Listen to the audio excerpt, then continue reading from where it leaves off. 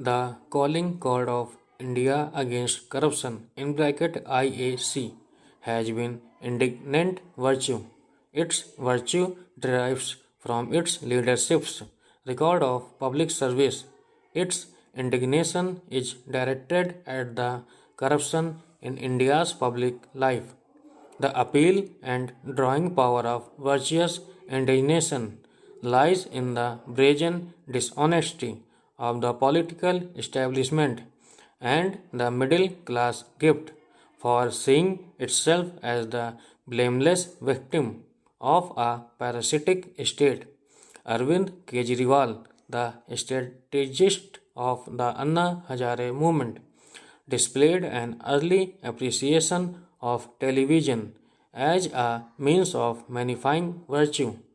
In the early days, before the first Jantar Mantar fast made Anna a household name, he drew Baba Ramdev into the movement because of the drawing power of Ramdev's television persona.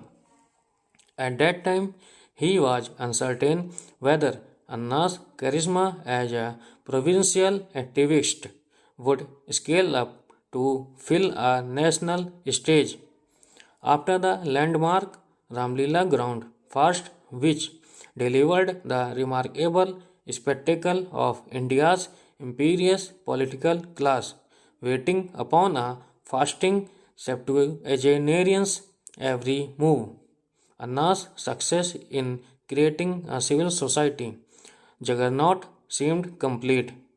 Parliament promised a Lokpal law based on the Jan Lokpal bill and Anna's moral authority as a Gandhian fasting his way to martyrdom or political victory briefly eclipsed Parliament's standing as the Republic's selected legislature.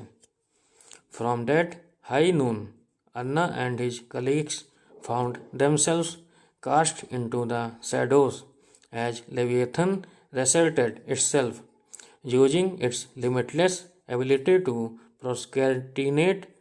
The state denied the IAC its prize, a Lopal bill it could point to as the first fruit of its popular mobilization.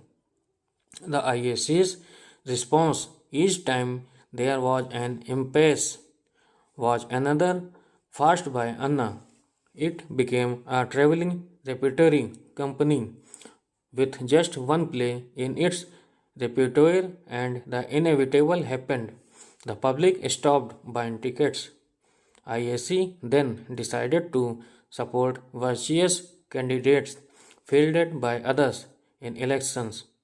As the antagonism between it and the UPA became more acute, this position became indistinguishable from supporting candidates opposed to the UPA.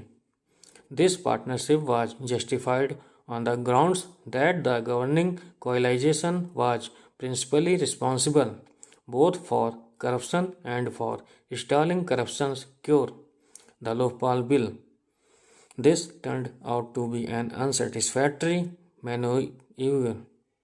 Anna's movement could not plausibly claim credit for the UPA's electoral defeats and its moral authority. As a movement that transcended politicking seemed compromised by its anti-UPA stance. Anna's farts once trump cards became liabilities instead of being buoyed up by an enormous public presence. Anna was embarrassed by its absence. The reiteration of the movement's monopoly of public virtue began to sound hattering and self-righteous. The failure of the current fast at Jantar Mantar to draw crowds or drum up monster media attention led to an abrupt ending to the fasting. An enigmatic announcement said that the IAC would supply a political and electoral alternative to India's corrupt parties. Whether this was an improvised response to the failure of the fast or a long standing intention. It represented an advance on the fast and fulminate tactic that had thus far characterized the movement.